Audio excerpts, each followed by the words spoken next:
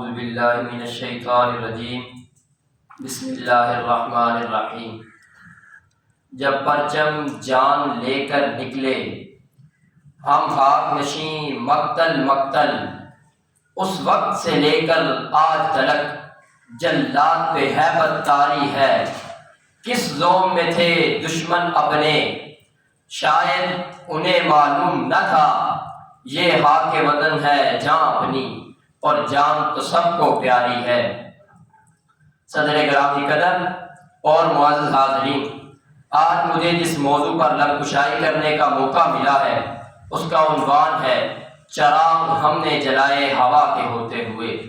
جناب والا، زندہ قومیں اپنے تاریخی ایام کو یاد رکھتی ہیں، وہ اپنے آباء و اجداد کے جلائے گئے چراغ کو ہوا کی تیز رفتاری سے بجھنے نہیں دیتی۔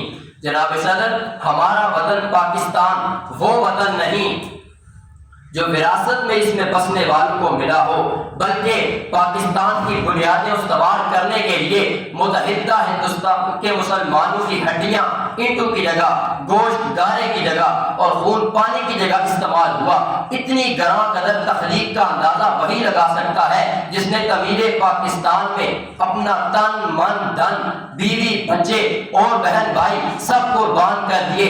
کتنی ماؤں کے سامنے ان کے بچوں کو قتل کر دیا گیا، کتنے بے بسوں کے سامنے ان کو مکانوں میں بند کر کے نظر آتش کر دیا گیا، کتنی پاک دامن عورتوں نے نہروں اور کنوؤں میں ڈوب کر پاکستان کی قیمت ادا کی، کتنے معصوم بچے یتیم ہو گئے اور زندگی بھر ماں باپ کی شفقت و محبت کو ترستے رہے۔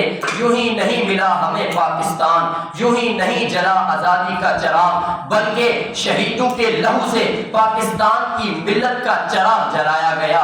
نہ ڈگمگائے کبھی ہم وفا کے رستے میں، نہ ڈگمگائے کبھی ہم وفا کے رستے میں، چراغ ہم نے جلائے ہوا کے رستے میں۔ جناب صدر، تخلیق عرض پاکستان 14 اگست 1947 کو ہمارے آباء و اجداد کی فکری کاوشوں اور عملی جدوجہد سے سر انجام پائی۔ جناب صدر، ہم دور مسائل کے بعد دور آزادی میں بھی ثابت قدم رہے اور ترقی کی منازل طے کرتے کرتے آگے آگے اور آگے بڑھتے چلے گئے۔ ہم جرأت و بہادری میں سلطان ٹیپو حیدر بنے، ولید کی تلوار بنے، فاروق کی للکار بنے، ہم شاعری میں شیرازی بنے، نغمہ گیری میں فردوسی بنے، ہم ساز بنے تو بلے شاہ، ہم سوز بنے تو وارث شاہ، ہم عقل میں سرمست سجل بنے، کرکٹ کے میدان میں عمران خان بنے، تعلیم کے میدان میں حضور ضیاء الامت بنے، تعلیم کے میدان میں حضور ضیاء الامت بنے۔